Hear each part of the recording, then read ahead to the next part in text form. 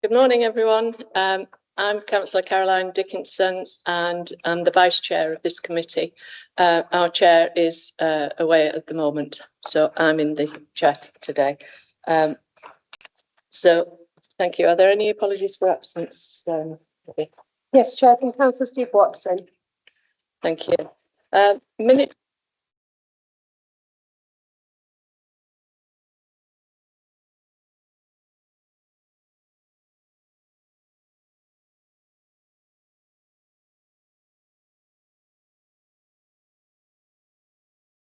Gone off again. Apologies. I'm a novice, so you have to bear with me.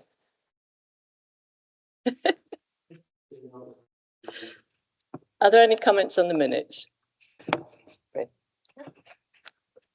Councillor Grace. Thank you, Chair. And this works. Is that on? Thank you, Chair. I refer to section 169 about the briefing note on local banking and cash handling services. Specifically, we've had a comment at the bottom of that it was resolved that we would accept that. It was unanimously agreed that the area committee requested a review of the Stokesay community's cash access by applying to link for a banking hub. It's not really the cash access which is the issue. It's the non-cash facilities that a bank provide. And that is highlighted in one of the bullet points up there. Members are concerned about the lack of access to other financial services other than the post office.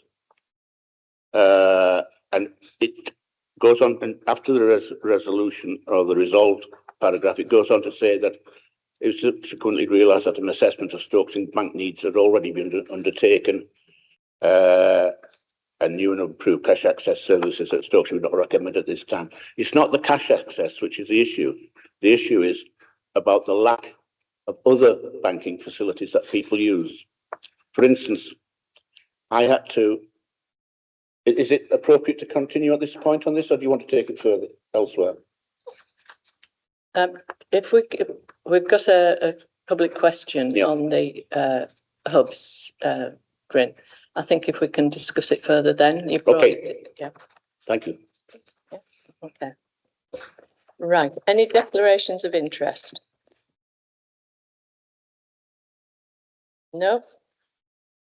Right, now, public questions. We've got 3 public questions this morning, but I don't see any members of the public here. Oh, sorry, Mr. Chair. I was so concerned about getting the other one right. Sorry, Mr. Johnson. Right, I understand. Sorry.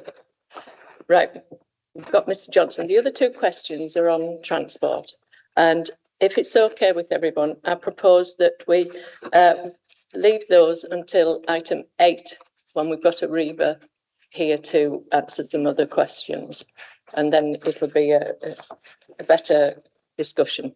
Is that okay with everybody? Yeah. Right, now, Mr. Johnson, if you would like to read your question, please. Is that working? I'm Chris Johnson, Stokesay resident.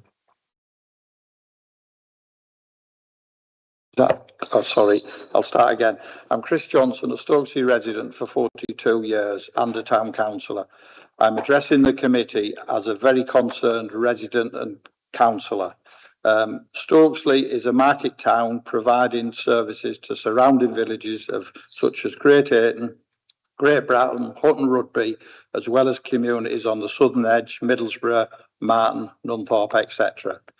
Stokesay volunteers, businesses and Stokesay Town Council are striving to make Stokesay more vibrant town. The Town Council has recently received a grant of £50,000 and £40 from the Mayor of York and North Yorkshire Combined Authority to promote the High Street, aiming to increase the footfall all the year round, specifically on non-market days. Stokesay had 4 banks, HSBC, Barclays, Santander, NatWest, which are all now closed. Like Bryn said, it isn't just a cash issue, but there are 3 cash machines. They're all inside, 2 in the co-op and 1 in Boys, and there's none outside. Stokesley has an ageing population and many need face-to-face help from their banks, including vital support to avoid scams, which is going on in everybody's area on a daily basis. And it would be nice if vulnerable people could go in a banking hub and ask if it's a scam, which I believe last time you've discussed things like that weren't brought up. Stokesley Town Council haven't been consulted on why you made the decision last time for it not to happen. Yarm has just been given a banking hub, which is very similar to Stokesley, and that's going ahead now. Santander currently come in our town hall every Tuesday, and there's queues going out the door for people wanting advice. So there's evidence there that there is a demand for a banking hub. The major banks and building societies that fund the banking hubs owe it to the Stokesley residents and the surrounding villages for their loyalty over many years to provide one. Somebody I met on Sunday went in Santander before it closed, and they told him, don't worry, there'll be a banking hub when we close very soon. So please, will the committee support the request and the decision about not opening the banking hub? And actually, somebody needs to actually assess it properly. It hasn't been done before. Stokesley Town Council have not been in talks with anybody about it. So nobody's come to the local community to actually ask what the concerns are. So please, I just ask again, the question is, please will the committee support my request that the decision not to open a banking hub in Stokesley is reviewed. Thank you. I hope that didn't take more than 3 minutes. Thank you, Mr. Johnson. I've got a response here. Link is the organisation responsible for assessing whether a banking hub is recommended to provide basic banking services to communities, especially in areas where individual bank branches have closed.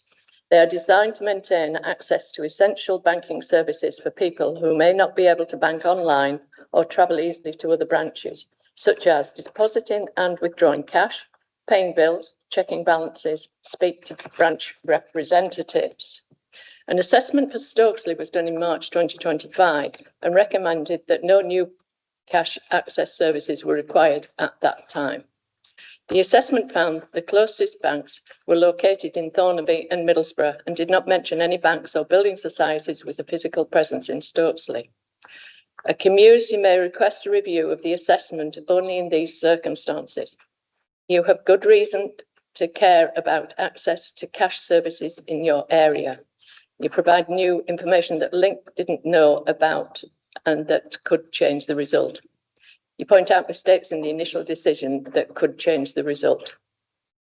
Now, a request can be made by any individual group or organisation, and from what I understand, it needs to be someone from around Stokesley and that area. And the chair has recently been contacted by Stokesley Town Council, who also supported the introduction of a banking hub. As the old person's champion, I'm very concerned that people are being appointed to Thornaby or Middlesbrough.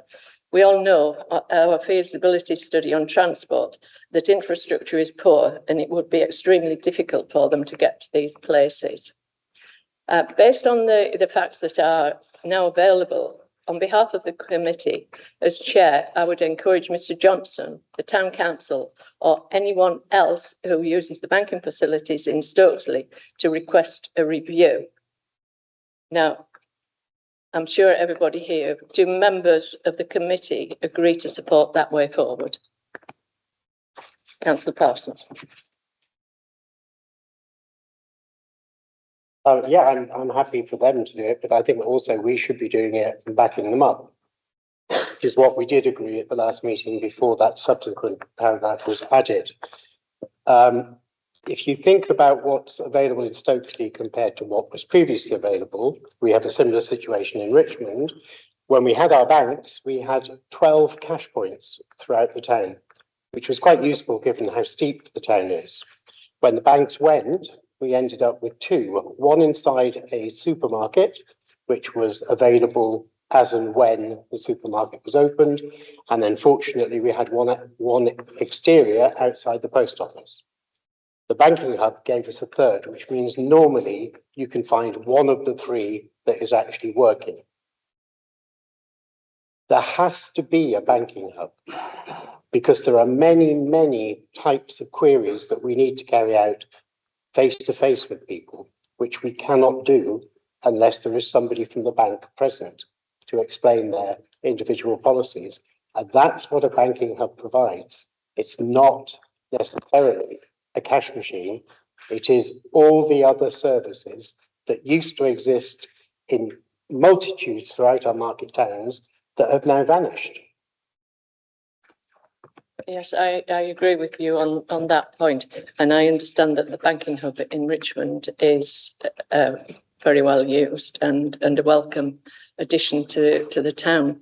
I have concerns here in Northallerton, but we've still got NatWest and Santander at the moment. But what happens after that, we don't know. And as I say, I'm concerned for older people that can't get out and about.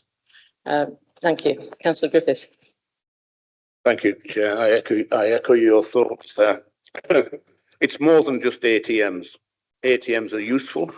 The ones in Stokesay have, I'm told, have been running out when it's busy. But it's the day-to-day transactions face-to-face over the counter that can't be done with an ATM. In my own experience, when I had to enact the LPA over my wife's financial affairs, I had to take documentation of the LPA and my own IDs over the counter to the manager. These were checked and copied on site to prove that I was who I was and that I had authority to enact the LPA for my wife's financial affairs. You cannot do that on an ATM. So I think there's a very strong, that's just one example. There's lots of examples where you need face-to-face. It's not just older people. I come to the Santander in Northallerton now. I'm lucky I've got the transport. If you've got a bus, you're being directed to Thornaby, which the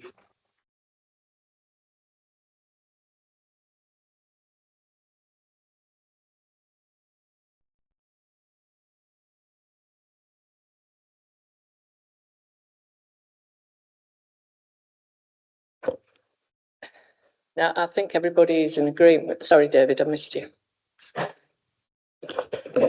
Yeah, thank you. Yeah, totally committed to supporting this. I think, and Mr. Johnson alluded to the bigger picture of sort of queues out the door. Stokesley needs something like this. I've experience of it's not a banking hub, it's the last remaining bank in Redcar.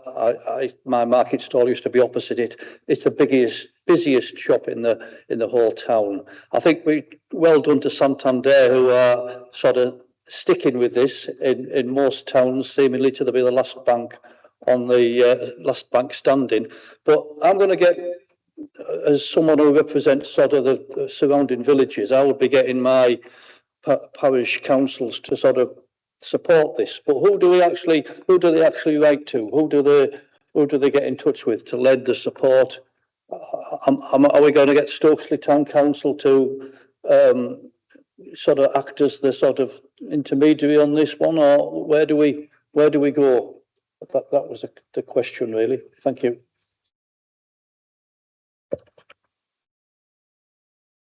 Councillor Moorhouse. Yeah. I know we're here to talk about Stokesley, but as Councillor Bugles alluded to, Redcar similar.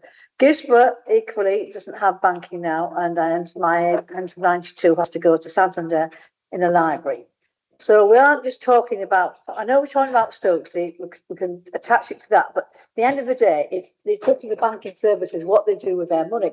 I think we've got to look at it as a big wider picture. Yes, we do what we're standing alone here about Stokesley isn't going to have the impact. I mean, sorry, we're probably going back, we've got our representative RMP. It's got to be a widespread thing. And as I say, we're not alone with it.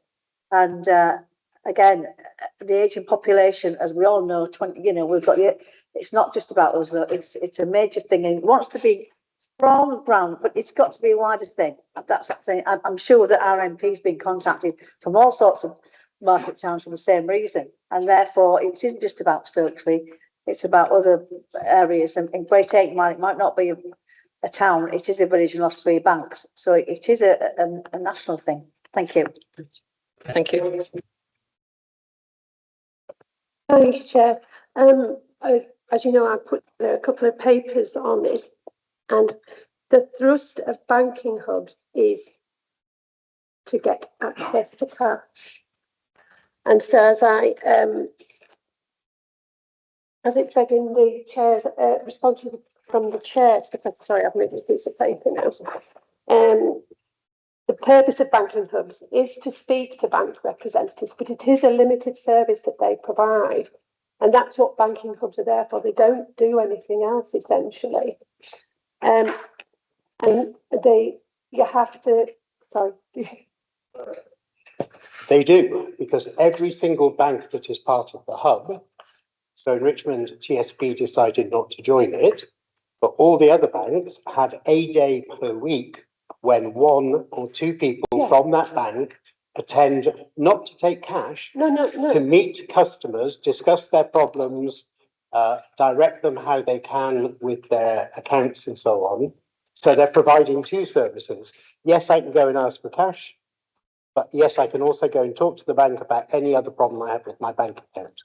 And that is the important element that is missing in Stokesley and many other communities. But as I was listing, Chair, so the provision of banking hubs is for the depositing and withdrawing of cash, paying bills, checking balances, and speaking to bank representatives. And that's how they work. Whichever member banks join together to provide that hub, they provide those representatives, as you say, maybe on a daily basis, taking it in turns. So to request a review of the initial assessment that was done in March, there needs to be a reason.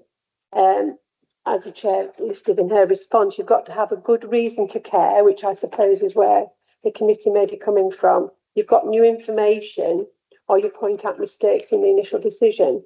And I think perhaps, if I may, Chair, whatever decision the committee may come to now, it's who is actually going to request the assessment. And that's probably the key issue here.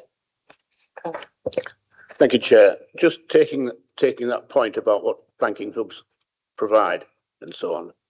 The link assessment that we got, cash access and outcome, says that the facilities include cash deposits, withdrawals, etc., post office withdrawal, ATM. It does not refer in that letter at all to non-cash transactions. And that's what a banking hub does. But the response we've had from Link doesn't address our point about non-cash access services. I think that's just the way they do the response. I have yarns here. And it's just says the same thing, although that banking hub has been approved. But the reasons for approval, etc., are essentially cash based. And then sort of a minor mention of and provide services, whatever that may be. So I think I take your point, but I suspect that's just sort of standard wording.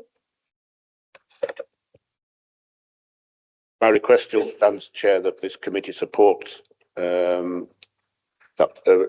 a bank hub in Stokesley, and we would ask for the county to support that. How we go about it, I think we need to drill down to the detail. Yes, I'm sure Stoke Town Council have already written asking for support on that. Yeah, I'm just thinking about it, because you've got the villages and everything. If the parish councils and Stokesley Town Council, either individually or all together, put forward, because it does say speaking to bank representatives, which you would only be able to do if you did have a banking hub. But it is the people around Stokesley. I mean, I'm sure everyone in this committee would support a banking hub for Stokesley. I think it's important because we've got a lot of places that are losing banks and building societies all the time. And I don't know how they think that their customers of all ages are going to be in touch with them, because not everybody is online or has a smartphone. So, I mean, would the committee support a banking hub for Stokesley. How we go about it, we would have to look into details afterwards. Is that okay, Joe? That's Yeah. Okay. Okay, thank you. Right.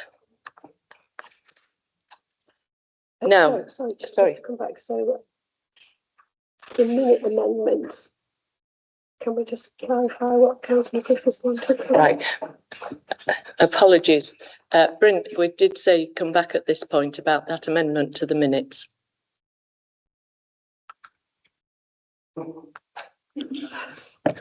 Thank you. I'll just find it. Shall I just raise the Councillor Griffiths and come back with something after? Would it be easier if Nikki liaised with you? Yeah, I can do. It's effectively the bit about request for review of the banking community's cash access needs. It was the banking needs, I think. If I just perhaps, sorry, Chair, if I could perhaps amend it to include what's listed in what banking hubs provide, Yeah. rather than just stopping at cash access. Yes, Would please. that be helpful? That would, if you use the term banking hub to facilitate these issues, that would be. I'll be fine with that. Yeah. Thank you very much. Okay. Right. Next item is the update from the local MP. I did have some notes here, but I do have we do have Malcolm Vaughan here. So, if Malcolm, would you like to say a few words about the statement we got from Rishi? Yes, it has been circulated. Sorry. Yeah, the update has been circulated. If anybody has any questions about the content of that, please put them to me and I will refer them on to Rishi. Yeah, I'd like to thank the MP for supporting, or it seems he's supporting, it's not quite exact what he said in the letter, that he's going to speak to the other agencies to get for a relief roof for the A6136. But I'm going to say we had a private meeting and I asked the MP here. I'm very disappointed the MP doesn't come to these meetings himself. Our other MPs in North Yorkshire come to their committees, so I can request again the MP himself comes to our committee to do an annual report like the other ones do in North Yorkshire. Thank you very much.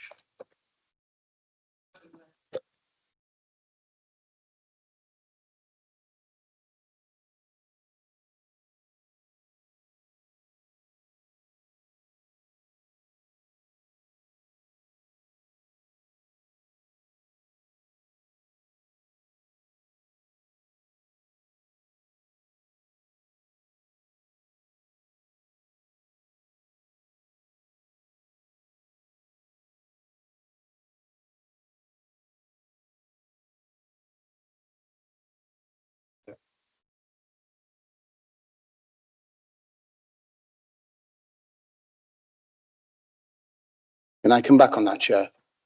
I take the leader's point on that and I accept. I just have seen some of our other MPs at area committees, but I take your point, Carl.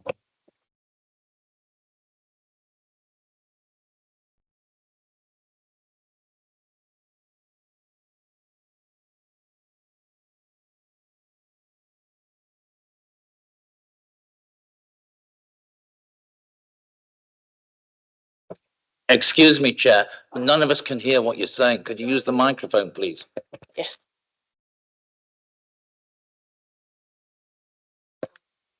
Right. Fingers crossed. Right. The other update is to do with Transport to Work and Study report. At the mid-cycle briefing, members asked for an update on the above. This was requested from the Mayor's office, but no reply was received until the 30th of October, when apologies were sent to the committee for the non-response. An update has been requested for the next meeting in March. Now, the Mayor was in the town last week and I had a brief chat with him, and I understand he's proposing 5 pilot areas. So I have said to him that I hope that we would be one of those areas, as we'd already done produced a feasibility study, which was sent to his office and he did acknowledge that he'd seen it. I think we should ask him to attend our March meeting to brief us on how this is moving forward. Is everyone in agreement with that? Sorry. In the annual attendance by the mayor, is scheduled for the September round. So I don't know whether he's.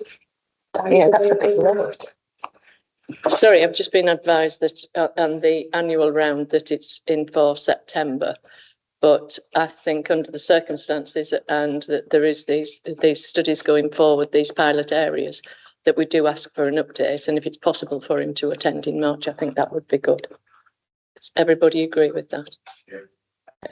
Thank you.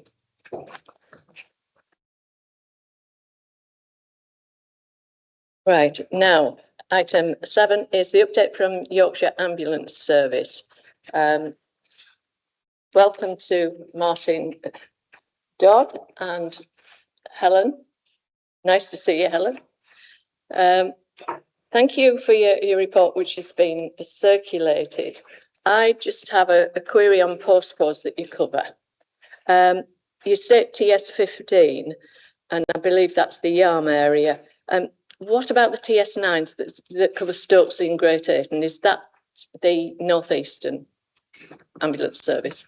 No, TS9, Stokesley and Great Ayton still forms part of our area. I have had a quick review of the performance figures over the last 12 months for that area, and they do very much follow the rest of the data that you've been circulated. Thank you. And you. Obviously, I represent that Richmond. And we do rely, I think, on North East Ambulance. I mean, we're on the border of South Tees, and it's Northern Ambulance, North East Ambulance, we call it now. I think you do have some synergy with them. I mean, I think, is that right? I mean, we rely on I'd like to see some percentage figures. I appreciate it's like all the borders of all of the county that have to operate the same as fire brigades when the need's there. It'd be interesting to know, so what the figures are. I mean, I used to sit on the ambulance. I'm aware of the figures, and I've had really challenging sort of things to deal with. It would be good to see exactly, even though we're not far away from James Cook, we still need response.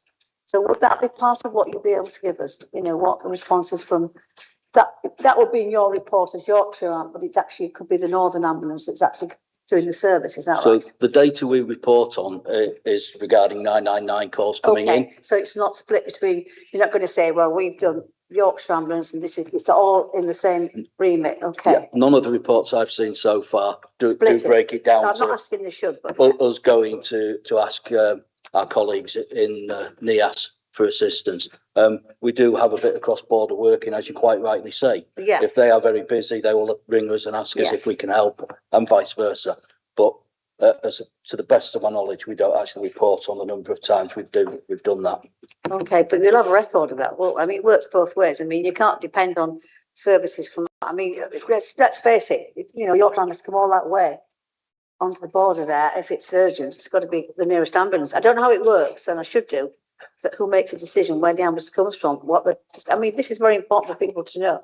I mean, I haven't known that there's been particularly any issues, but we equally, where we are on the border there, we've got some outlying areas on the moors and things like that when possibly it's air ambulance. But that's another meeting. I wouldn't mind discussing about the situation with our air ambulance. But thank you. But I would have liked to have seen those figures. Thank you. Are there any other questions for Martin? Yeah. Is there any further information you would like to? The only other thing that I'd really like to point out is that our 999 A&E operations demand still continues to increase, although those rates of increase do seem to have slowed down. Over the last 12 months, we appear to have a 1.5% increase in call volume for this area of North Yorkshire. But we are still managing to make some improvements in our response times, as you can see from the data we circulated. A lot of this is down to the work we're doing with the acute trusts at the hospitals in being able to free our ambulances up to respond to patients in the community who haven't had any healthcare. Sorry, Cameron, come back. Well, yeah, obviously there's lots here I could ask, but I was wondering what the other committee members want to ask. You made one point. I mean, it's getting. I appreciate that when you take a patient, I can only relate to James Cook, but when you go there, you can be weighted, and you've got your. waiting there to get them handed over. And there's been problems there. There's still bed problems. I've been there recently, 41 beds short, blah, blah. So you've got a challenge. That's something you can't really manage themselves, but it's working with them. And come to the winter months, it's probably going to get worse. So you are struggling sometimes. But what I'd really like to ask you, I mean, how will we man up with you? This is about operational things here, but operational things are important, but you can't do that without the right manpower and the right sort of ambulances, the right kit. And when I talk about recently we've had a fire, and I'm wondering about whether fire brigades, I've got off-road fire brigades. Have we got the right ambulances for winter? I know we haven't had many snowy winters. I mean, are you keeping up to date? I mean, this is a report about times, but it'd be interesting to know how much investment's been put into new ambulances.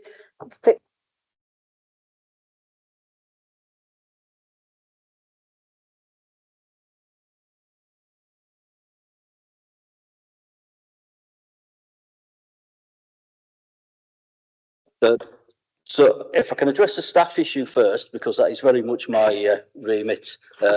As part of my role, I am responsible for recruitment across North Yorkshire into A&E operations. And whilst our recruitment has slowed down this year, the attrition, so staff leaving, has dropped also. So our staffing levels are actually increasing across this area. With regards to the fleet question that you ask, we do have a programme for replacing our ambulances. We are looking at the electric ambulances across certainly a lot of the other areas. We have some trials ongoing at the present time in some of the more urban areas. Obviously, the problems in the rural areas still continue with having the infrastructure available for electric vehicles. But it is something that we are abreast of and on top of, and working well moving forwards.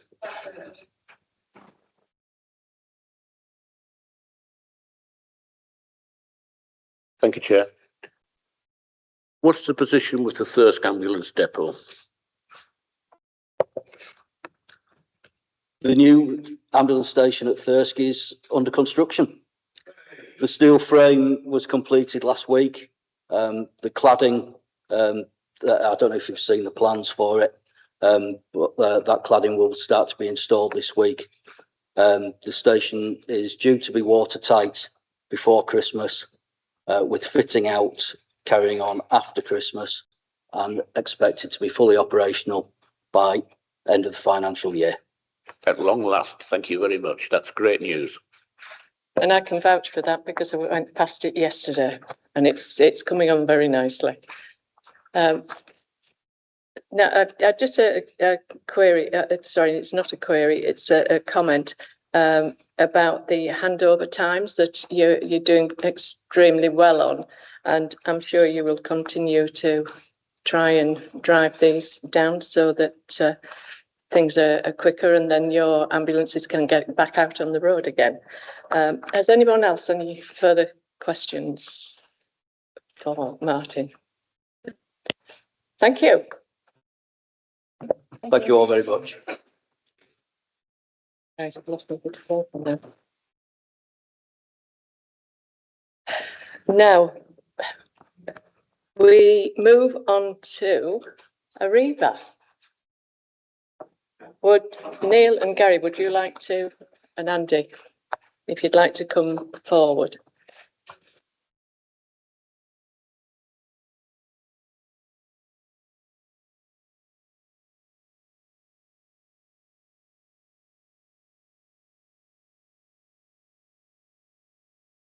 Now we've moved the two public questions into this item. We haven't got the public speakers here. Do you want me to read those out, or? Right, but our guests here haven't. Right, right. Have you had copies of these public questions? You've got them, and we've got Andy there as a response as well. Would you like to take those two first, and perhaps do you want to go first, Andy, from your point of view?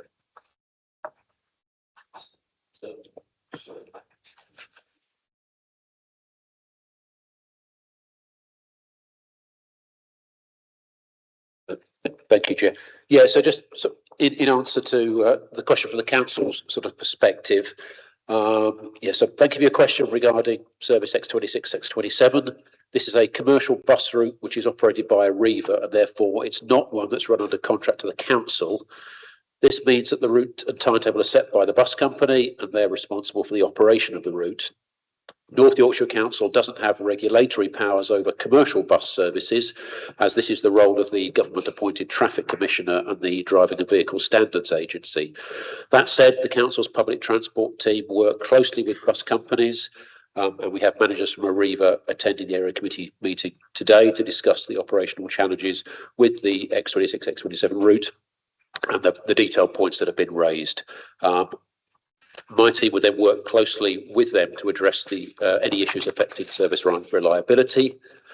Also, regarding real-time information, North Yorkshire Council will be installing additional digital displays at bus stops across the county over the next few months, and we will include the X26, X27 in this programme. Thank you. Thank you. Now, buses in our area are always the topic of conversation. I attend 2 bus user groups that cover the whole of our area, and the lack of services is a big concern. You've received the pre-submitted questions. If you would like to go through those, please. So the first thing I'd like to just bring to the attention and have a little bit of pushback is North Yorkshire Council is probably the only council that Arriva do not have a working relationship with. All the other councils, we have regular meetings, we have support, we have help, we have notification of roadworks so we can plan. We have meetings with them. This is the first meeting that both myself and Neil have been invited to in 4 years. So I suppose the first thing we've got to do is potentially start to build up that relationship. And I'm not saying being invited to these kind of meetings, but if you'd ask me who was the road traffic manager for the North Yorkshire Council, wouldn't have a clue. Ask me who Darton's is, I've got his email address, I've got his phone number, I've got correspondence. But I think before we can be, and I know we're not here to be criticised, before we can be criticised, we have to, have a relationship and have a kind of understanding of the difficulties that we're all facing before we can be, and we can answer your questions, but it's just an answer. We can only do what we can do within our remit. We need somebody to come and help us as well. No, we've met, yeah, say.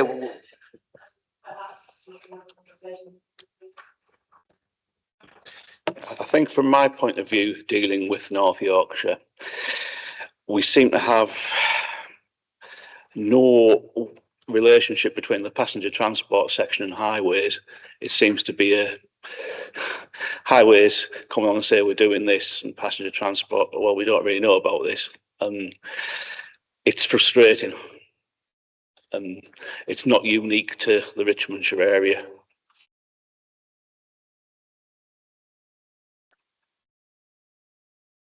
Thank you for that. Would you like to go through the questions?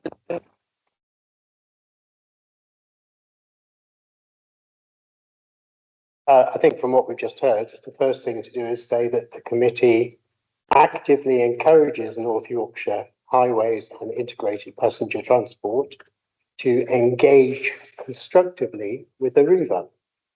Because, I am sorry, but I think before we, yeah, but then I was going to come back. Sorry, I think we need say that we do need to work together, and that is something that we need to do once we're out of this meeting. Yeah, but I think we need to register that first before we then go on to questions, so that we all know that there's an alternative coming along, which potentially will be very, very useful, because I was completely unaware of that lack of a relationship. I've had terrible time trying to get answers out of here in relation to Arriva, and now I know why. So, wow, I feel enlightened. But I shouldn't need to feel enlightened, and we should not be behaving in that way with such an important and valuable partner in public transport. Going forward, we all need to work together on this because we do have the big Can I just problem. make another from point in on transport. this one, that a lot of North Yorkshire roadworks come through to us with 18-month dates on. And it's like, pick any day out of that 18 months. So we might come into work on a morning, we have done, and find a road shut. And, oh yeah, but you know about that because there's a road closure. Yes, but it can be any one of those days in an 18-month period. And I think we've had that several times in the last year. I think just another point to, again, taking your point, we have started some initial comms with Kevin. We've had a meeting with Kevin.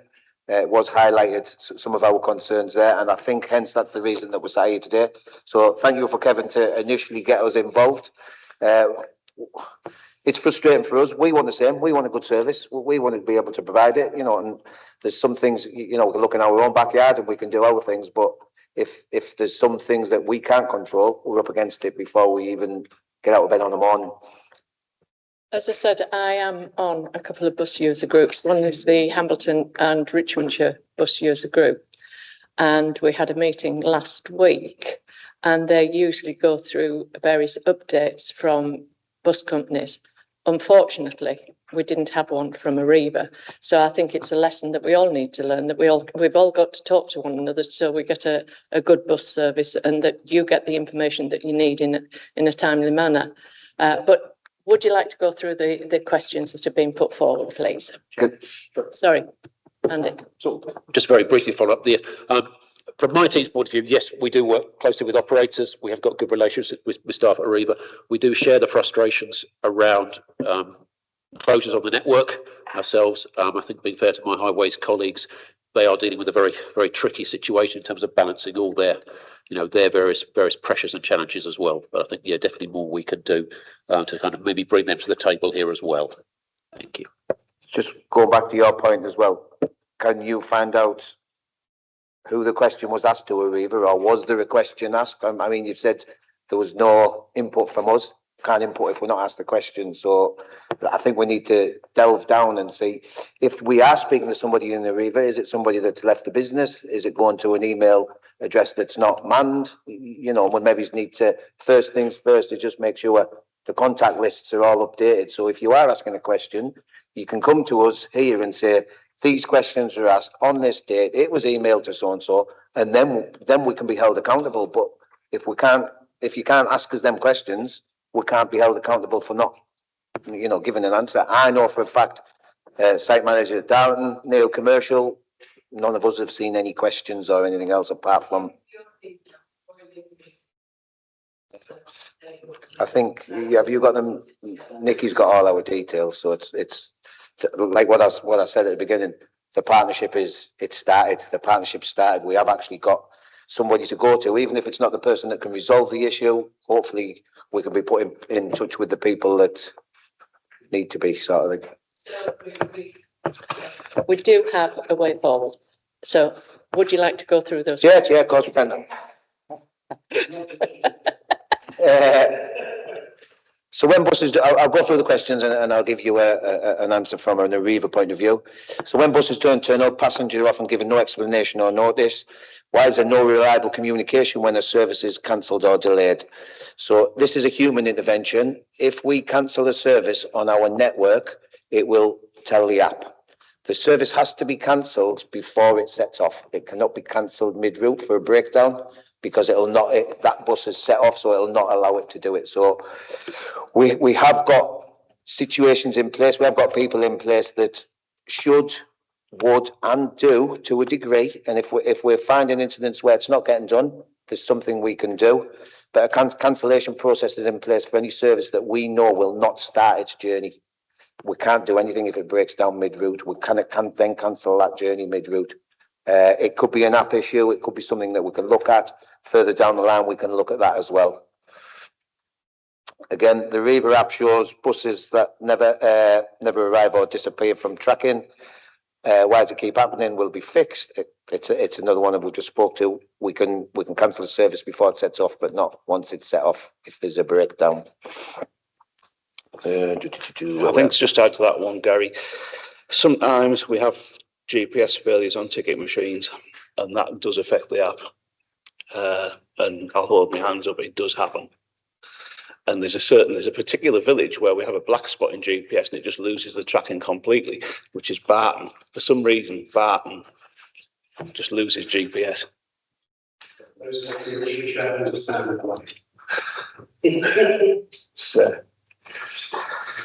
So moving on, question 3. When services fail, it's often those with no other transport options, especially young people, older residents and those travelling to work or hospital appointments who are most affected. However, we've taken their needs into account when planning improvements.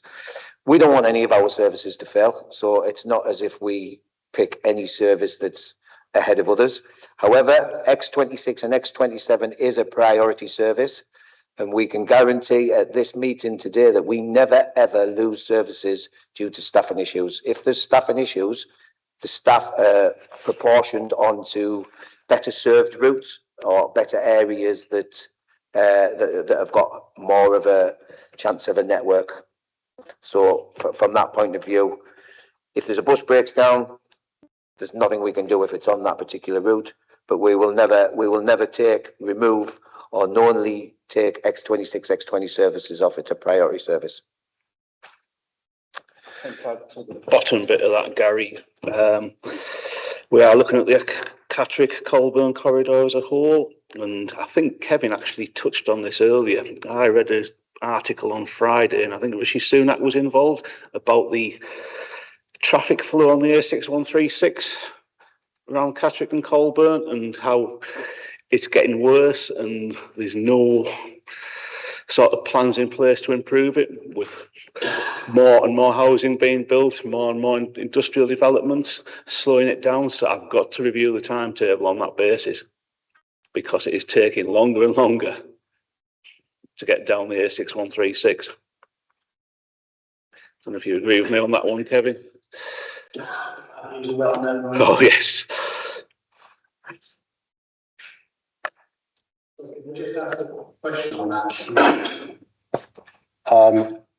I represent Richmond, which is where you come to quite a lot, and I often get complaints from my residents, and when I do, I then decide I'll have a little ride on the buses to see whether it's true or not, and so on. One day in December last year, I waited for a bus on the timetable due to arrive.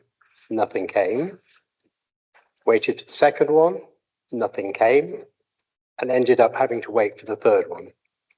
But in the meantime, all these buses went in the opposite direction. So where is your celestial car park for the buses that get to Colburn but never come back? I don't think you can on any particular day point it out as one particular issue on the route. There's a number of issues on the route at different times throughout the day.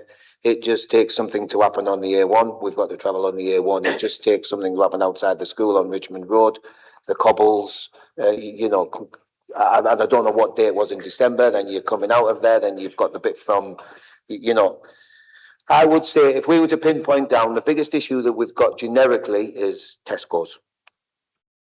We should not simply be serving full length buses into a shopping centre car park the way that it is. We do it to try and get the passengers as close as we can. We've had communication before in the past with many people who we thought was part of the committees and everything else. I do believe that we could improve the punctuality on our services by 20 and 30% if we had some stopping arrangements outside of Tesco's car park. Our buses can get stuck 15 minutes either way, just getting into Tesco's park. December being a prime example. And I don't know what day it was in December, and you know, we could go and have a look, or we could give you the excuse, let's say. But a reason being is, and I don't know if many people know Tesco's,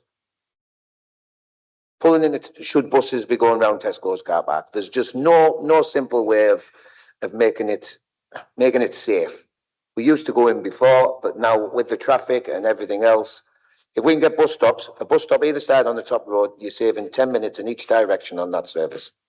Now, 10 minutes on each direction, each route, throughout the day, you're getting better punctuality on our services.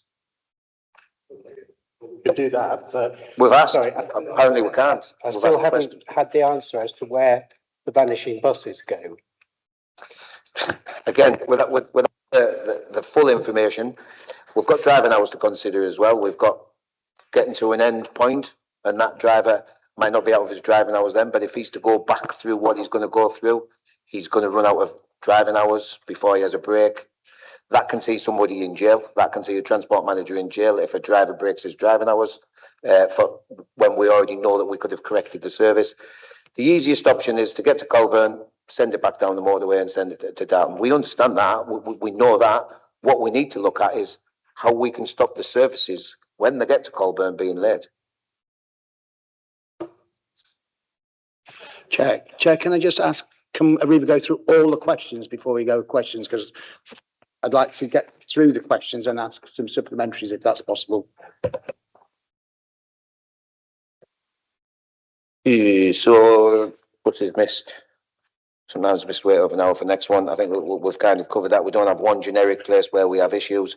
I think Neil's just alluded to it as well. We know there's issues. We know potentially how we can get around the issues. There's a lot of work going on in the background into working services with different services in Darton to give them more recovery time. Commercial team are working on that at this particular moment in time. We can't come to the meeting now and say, this is what we're going to do.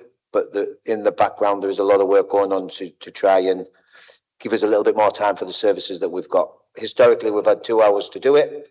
One bus, 2 hours. Now we're there, now we're back.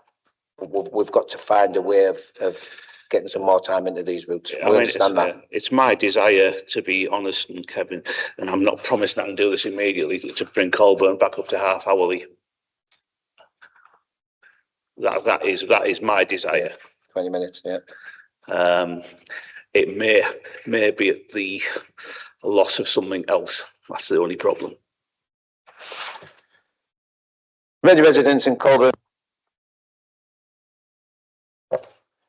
leaving people stranded, sometimes for long periods, causing the no-shows. We could tell you it could be traffic. We could tell you it could be a breakdown, and until we get any specifics, and then we can investigate. Like I've just said there, it's a 2 hour round trip, so the drivers will go on it for. They'll do the second journey is usually the journey that they have problems with. If they keep running late, at some point you've got to regulate a service to be able to get that driver driving legally within the law,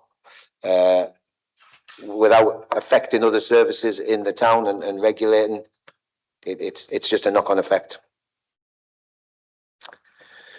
Some Colburn residents have said they've stopped using Ariva altogether because of the unreliability. What is Ariva doing to rebuild confidence? I go with what you were saying. I used to drive buses. I started off as a bus driver. We would go around Colburn Lane Estate every 20 minutes and pull a full bus off Colburn. Then passengers have gone. We've got to build it up. We're looking at the commercial team's looking at a way of increasing the service. The engineering teams, and myself included, we're looking at a way of getting better reliability. I don't think it's not in the private domain anymore. That the company that used to own us stripped every single asset out of our business to sell us. They've sold us to an investment company now who want to invest, who want to improve. So we've gone from being stripped to make it saleable, to being sold, to wanting to move and improve now. We're at that stage now. There's orders in place. I look after 2 depots, look after Darton and Durham. There's orders in place for 24 electric buses to come at the middle of next year for Darlington Depot and 11 buses to go into Durham Depot. The problem that we've got at the moment, and there's a business desire to make Darlington Depot a full electrical depot, is there's no buses out there at present that will allow for the journeys that we do. So it's the battery would run out before we got to the end of the day. We're doing a lot of work on that as well. It could be that we have to order more buses and charge during the day and have a swap over. So there's a lot of that going on in the background. The buses that have been ordered for Durham are double deckers that will run around the local routes. That will then have a cascade of newer kit coming out of Durham, coming to Darlington, so the reliability of the services is going to be, you're going to get a newer bus, so the reliable, not new, I get that it's not new, but it'll be a newer bit of kit, so that'll be more beneficial there as well. Yeah, kind of revert. We'll call it a specific local manager. Yeah, I mean, yeah, it's the local manager side of it. I think you've got our email addresses now. You've got in, and that was us.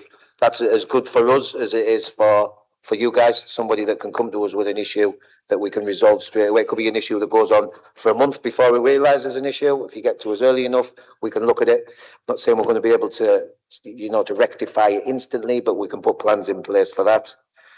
Will Aviva commit to meeting?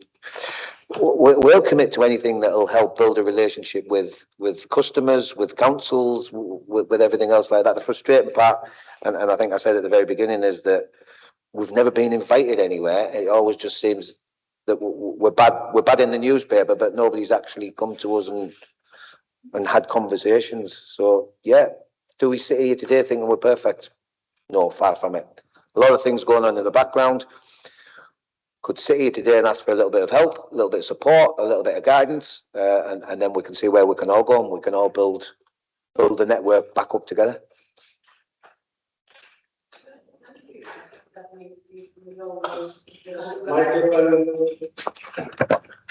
Apologies. I'll have to have that note in front of me. No, thank you. You've answered all those questions for us. Now I will ask our councillors if they have any questions. Thank you, Councillor Foster. First of all, I really appreciate you coming today. I know how difficult it would be today.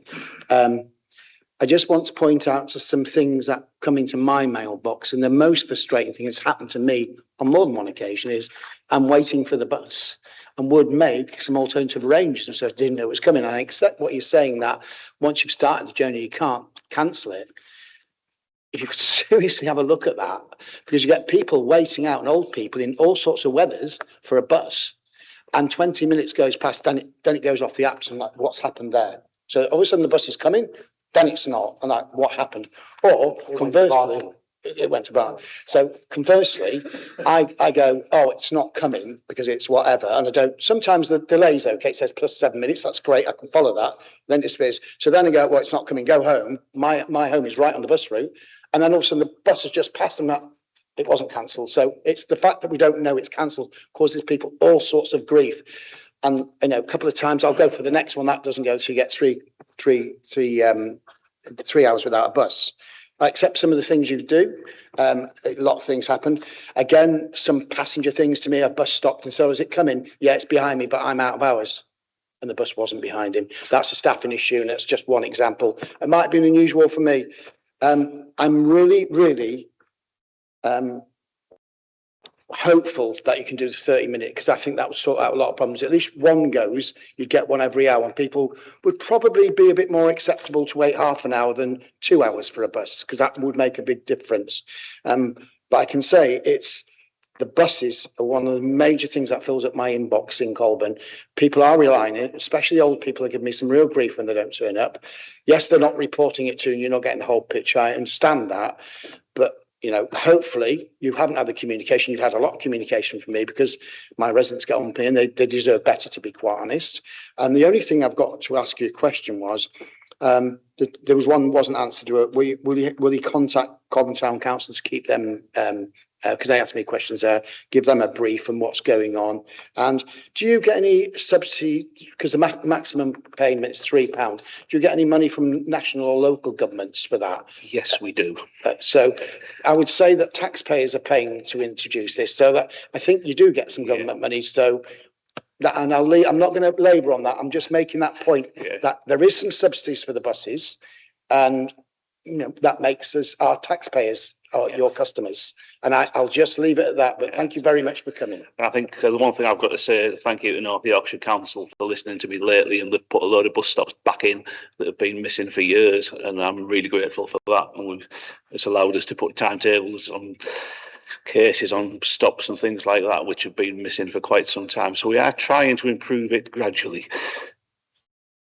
And Madam Chairman, just one last point. I apologise for missing the last Harbus meeting, because that was me and I was off work that particular day. I usually attend that one. So.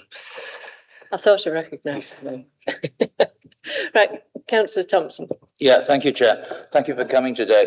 Just, well, I don't know how much leeway, probably not a lot, but there is in terms of renegotiating, if that's the way of putting it, the routes of some of these buses, some of the buses. For example, Middleton Tires, right in the middle of my division, the residents there would love to see an Arriva bus come down through the village. Now, I think it probably did happen in the old days, but now if they want to use the bus, and some do, they walk up to Scotch Corner onto that, you know, the new service road. Well, I can appreciate in daylight, that's fine, but not many people would do that in the dark. Is it possible to look at this sort of thing? I would think it'd be difficult with a double decker, but, you know, I'm asking the question. Thank you. Never say never. We can have a look at it. I think we have had a look at it in the past, and I think it might be something I can look at when I'm redrafting the timetable for Colburn. Because to go through Middleton Tires is probably adding 5 minutes to the schedule. It's certainly something I can have a look at for you. Can't promise anything, but sorry, can I just come back? I'd appreciate it if you would. I mean, I can imagine a double decker bus on the, you know what I mean, where the village hall is, would not be easy, but you know, it could be a service that would be well used, particularly with students going to school, for example. Thank you. Councillor Parsons. Thank you. When we had 20-minute services, you used to go through Middleton Tires, but then you didn't have the cock-up, which is the roundabout at Scotch Corner, because that adds at least an hour to every journey that you want to take. So firstly, can we all have copies of the email addresses so we can contact directly? That would save me a load of time and anguish. I would like North Yorkshire, so it would be highways and passenger transport, to actually sit down with Arriva and look at where they can put bus stops near Tesco's. Because quite frankly, if Tesco's has a bus tour, I don't see why Little in Richmond doesn't have one. You know, it's got to be fair and open access to everything. And there is no reason on this earth why Tesco should benefit yet again from our subsidies, taxpayer subsidies. So I think we need to get that looked at urgently and immediately, because that will free up a huge amount of time and might make them more regular as a service. But that should be priority number one for us all. Please. I think the other thing with Tesco's is from a passenger perspective, we don't have a safe loading place in Tesco's. It's a very flat curb. If you have anybody with a wheelchair, and there's an odd one from Colburn, push chairs, buggies, it is absolutely to the point of being dangerous trying to load and unload passengers and got in them. So if you could proper bus stop outside, we could have a raised curb, level access. Can we recommend that to them urgently?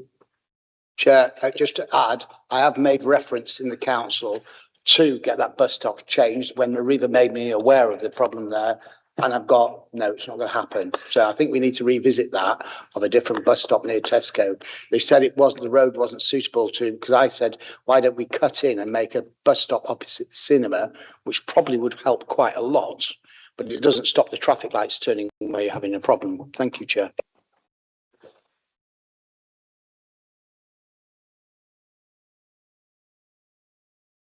And I think this isn't North Yorkshire related, it's Highways England. One of the other points that was related to me over the weekend when I was talking to some of the driving staff at Darlington is Scotch Corner traffic lights when you're coming from Richmond are really out of sync and have been for some time. We're talking about getting 3 cars through at times and back to red. And that's something, it's Highways England that control them. So I don't know if we can make any representations towards Highways England. Thank you. I think we've had a good discussion on this morning, and there's quite a lot of points to be taken away on both sides. Are there any more questions at all? So let's all talk to one another and get something sorted. I just have a query.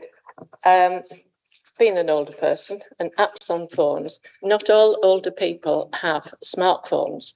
So how can we get over that so that we have a good experience for them? And this, to be fair, this is an issue, and I understand the issue that trying to get communications out to people, particularly when it comes to roadworks and things like that, is actually getting the information on bus. So that when people are travelling, we do have A4 clip frames on the back of our cab partitions where we can put posters on, and I think that's something that, I'll be honest, we don't do as much as we should. Thank you. Andy? Yeah, just to follow up on that, the other thing we will be looking to do is getting some electronic displays put up at bus stops, so that even if you haven't got the app on your phone, you'll be able to see that at the bus stop, so you get some more up-to-date information that way as well. Thanks. That's a good move forward. Finally, Councillor Parsons, are you going to sum up for me? Just that we ask the area officers to ensure that they send timely advice of road closures. They send them out to every single parish council in Richmondshire and I think Hamilton at the same time, even if it doesn't actually concern them. So there should be no problem adding Arriva to that distribution list, I would have thought. To be fair, we get the roadworks. I get bombarded with roadworks. I get 2 copies for every road closure in North Yorkshire, which is good. But as I say, a lot of these roadworks have 18-month. And we get it is happening in 5 days' time, and will last for 10 days. That's right. The Yes. I mean, I do get some of those, and things like that. Richmond Marketplace, for example, I know is shut on Wednesday this week from 12 o'clock because we're doing Children Need. So I do know that one. And it's things like that. We spend more time picking up at Friary Gardens and Queen's Road in Richmond than we do in the marketplace these days. And this then raises exactly what I've just raised about Tesco, that those 2 stops don't have the raised curbs for loading and unloading people. And so every now and again, yes, fine. But when we're doing 6-7 weeks closures for the marketplace, perhaps we need to look at, do we put raised curbs in at those stops to assist the passengers? And we can all work together and it's great. And finally, thank you very much, Neil and Gary, for all the information. There's plenty of points on both sides. And I think that, as I say, we all need to work together. And I look forward to seeing you on the Harvest thing next time. Okay. It's nice to really do actually test. Yeah, well, thank you for thank you.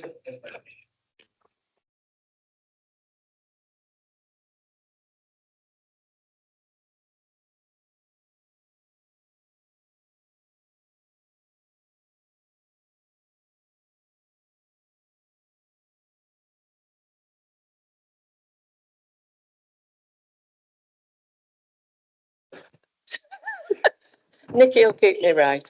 Right. Item 9, the update on the Catterick ICC. Unfortunately, Lisa Pope is ill and obviously she's not here today, but the report was circulated to us. And I don't know if you've had the chance to have a look through. I have seen in another committee that I'm on to do with the, I think it's North Yorkshire and Humber ICB. I have seen this and I think if Lisa could maybe bring it to the next meeting, because by March, I think they're hoping to have had the building finished and then they'll start inside. And what I've seen on this presentation, it looks extremely good inside. And I think it'll be really good. I had a query because they do put on the NHS services and providers about the community care and local authority, they put community dental. Now, there's been a lot of talk about the dental services there. So I wanted to sort of find out, does Kevin know a bit more? I don't know. I've been inside the building. It's absolutely huge. I was led to believe that they're going to hand the building over in spring, and then there's a lot of inside work to do in what they're doing. But I hear conflicting results about this dental from, they've got one, I'm sure Karen's heard a lot about it as well, actually, about there's going to be one, two. Can we actually make an official question to the CIC and say, it's not to the CIC, because this is about the building of Timothy, I can't remember, think the second name. We need to go to the NHS to ask that question. And it's because people are getting mixed up for the developers and the NHS, and it's the NHS, I believe, that will make this. But there was something at the scrutiny of health meeting that was meant about, oh, sorry, I'll let you come in at that point.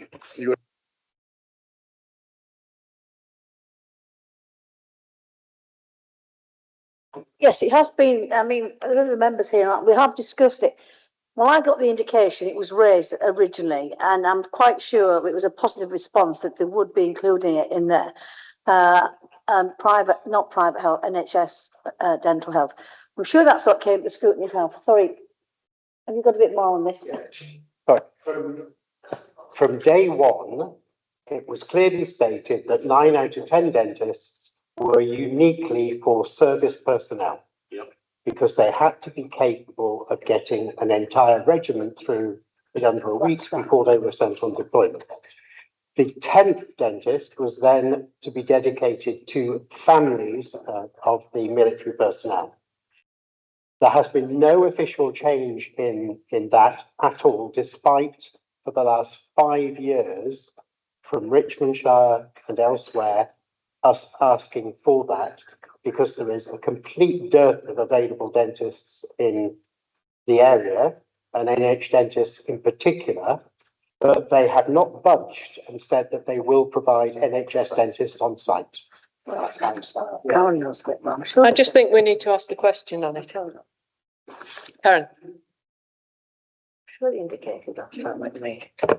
Yes, I've been involved in this ever since they drew the plans, and we were invited to have a look at the plans. And I counted the dentists, and there were 17 dentists on one wall with 2 community dentists that were larger. And I queried this with the designers, the architects, the people there at the time. And yes, there were 17 dentists, purely and simply for the armed forces. The community dentists were to be used for people who had difficulties accessing and being in an ordinary dentist.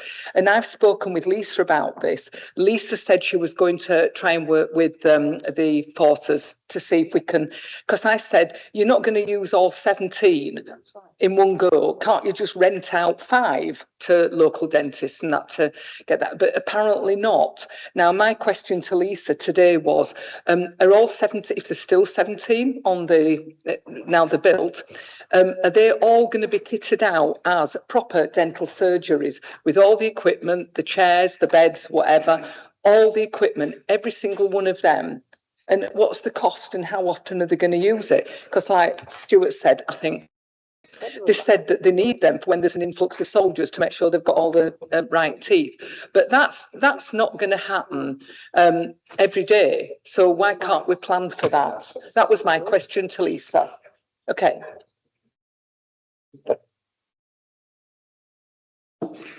Yeah, and the reason why this has made many, many people quite angry and frustrated is that 20 million quid was allocated by the Sunak government from regeneration funds that were supposed to go into local communities. And that allowed our MP to say that he'd funded his local community, when in fact, what we now see or what we now understand is that it's money destined for communities that has been diverted into MOD funding. And that's why we're all so hacked off about it. If it hadn't taken our money and it was just purely funded by NHS and MOD, that would be fine, but it's not. I mean, unfortunately, Lisa's not here to answer these questions. So just discussing with Nikki, if you would all like to email questions to Nikki that she can put to Lisa, so we get the answers to them, then they can be circulated. Obviously, I can pick up the questions that have been asked right now from the recording, but if the councillors have any other questions, please let me know and I'll pull them all together and we'll get some sort of response. Just in closing, this is a fantastic facility we're getting. So let's not go down too negative. That's £120 million investment. We're going to have some fantastic mental health stuff there. So this is one part of it, but this is a good news story. So we do need to fight for dentists, but this is really good news for the Dales, Catterick Garrison, Richmond and everybody. It's a good news story. I just want to emphasise that and not go too negative. Yes, we need the dentists. And my belief is they've got the room there. It's who's going to do the NHS dentist. That's the issue. It's getting the dentist there. But we need that actually answering. What is the dentist requirement for there? And we just need it answering yes or no. Thank you, Chair. No, thank you, Councillor Foster. Yes, it is an amazing facility. I remember the Duchess of Kent Hospital, which was, which I'm afraid I felt was rather dingy and claustrophobic.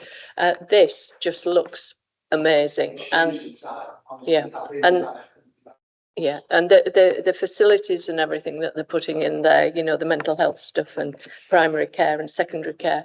So it is going to be something really good, and I'm looking forward to, I think they're hoping to get it open about October. So I'm hoping that we'll be able to go and have a look around it to see when it's all finalised. Right, next thing, work programme. Do members have any other matters on which they would like more information? Councillor Thompson. Yeah, you smiled, Madam Chair. I make no apology at all for banging on about the state of play in the planning system within this council. Thank you. And I think we should have maybe an agenda item for the next council, Richmond Area Committee meeting, where we have an update from a senior member of staff from the planning department as to what exactly is going on. I would point out that I know we only deal with Richmond and Hambleton here, but I've been pretty vocal about this sort of thing, and it seems to be going across the county. Everyone's up in arms about it in other planning offices, but we've got to get things right in Richmond. I don't think we're being fair to constituents. I don't think we're being fair to the public. We're taking money from them, and we are delivering an absolutely diabolical service more often than not. So I'd like it. Thank you. I think Nicky will have noted that. Just a moment. May I just ask Councillor Thompson, just to be clear, is it? Am I on? Is it planning decisions, or is it sort of operational concerns that you have? No, I wouldn't criticise planning decisions because they are made by officers or the committee. Yeah. It's the actual operational thing. I mean, if you try and ring, I'll give you the number, try and ring them and tell, after we finish this meeting, there'll be nobody answer the phone. But that's every day of the year, not just today. Send them an email. Yes, you might, if it's me that emails them, they perhaps would respond. But if a member of the public emails them, nobody responds more often than not. And I just think that we should have, I agree that there's a national shortage of planning officers, but why can't we have some clerical staff, for example? Right, thank you. I think Nicky has got the gist of that, Councillor Thompson. Councillor Wilkinson. Thank you, Chair. I just wanted to highlight you've got to be scheduled the A684 Morton Flats River Swell flooding update. Do we have an idea when that will be coming back to us, please? Any idea at all? No. Can we chase that then, please? Thank you. Anything else? Councillor Moorhouse. It's already been sort of had this committee before, but it's all about the permits for the road closures. We've alluded to that with the Aviva problems. I mean, we're quite aware at the moment that Quicklime are doing all this fibre optics, which is causing mayhem. And again, at the moment, I want to raise that probably comes back to another meeting. We've discussed about other like the water, electricity, but in particular, I mean, I'm experiencing many problems at the moment about permits being abused. And Councillor Malcolm Taylor is actually dealing with this today about a complaint this weekend where they completely ignore what they should be doing and close the road off as they did the weekend. when I went and complained, I found out on Friday the road should have been made open. When I went there on Saturday in my car, 8 o'clock in the morning, by complaints from lots of people, there's no other way to get to this place. And I was a little bit, shall we say, I had conflict with the contractor who told me to move my heap of junk off the side of the road, my new car. But whatever, all I'm saying is Quicklime, the contractors are abusing and there's no one there really that you can get in touch with on a weekend or even on a Friday to even resolve the matter. But I'd like again it to be brought back about particularly in regard to Quicklime. They're going to be continuous in going across the county, closing roads off, but they must adhere to the traffic, the rules, the TROs, and they're not doing that, and it's continuous. And as I say, Councillor Malcolm Taylor has had problems himself. He is actually trying to address that today, but I'll be willing. If it's sorted, I'm quite happy for it to not be on the agenda, but I'll be welcome anybody else's opinions on that. Thank you. I agree. Thank you. Councillor Foster. Just a very brief one. Right.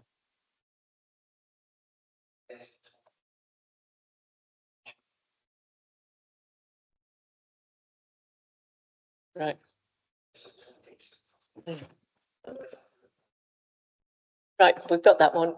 Councillor Peter Wilkinson. I would like this committee to look at the current service our residents are receiving in terms of refuse collection. My inbox has been overloaded with complaints, specifically the emptying of dog bins, and also the difficulty in actually reporting to street scene the incidents.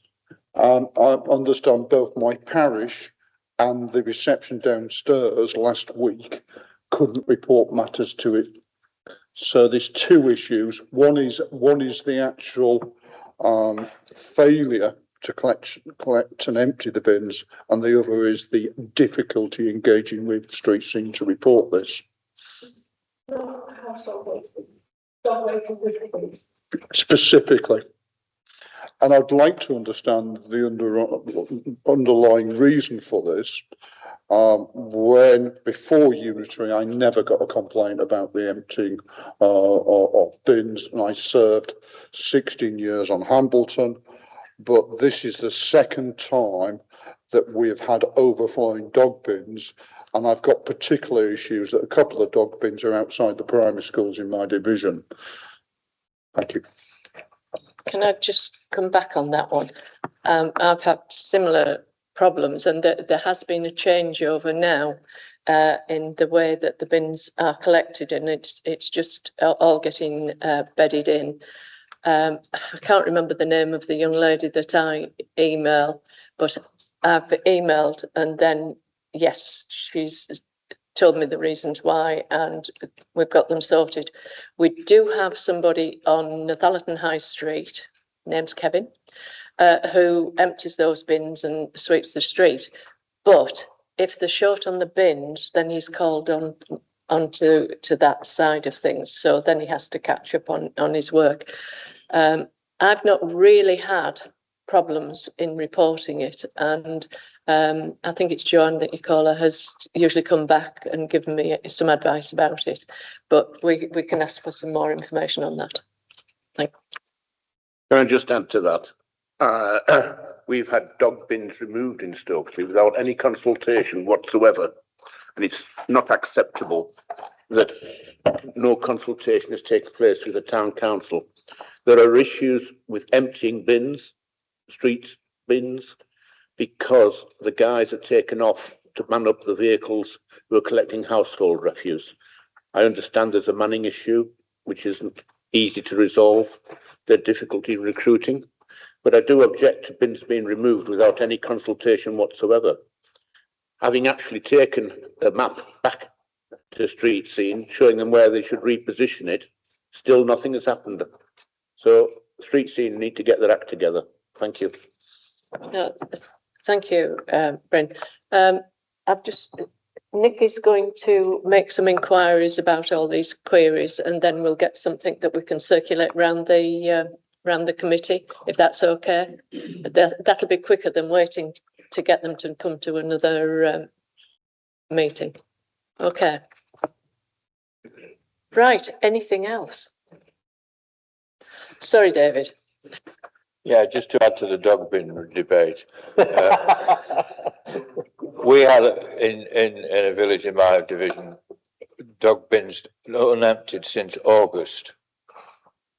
And the only way we got any result was to ring up and say that the parish council chairman was threatening to take out the bags out of the bins and dump them on County Hall steps. And then we got a reaction. And it does need some pressure putting on. To say, I've not had that problem in no.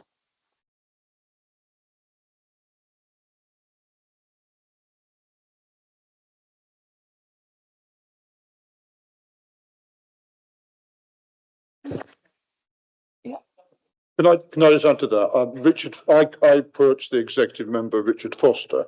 He sorted out in 24 hours for me, so I'm very grateful for that. But I want to understand the underlying problem.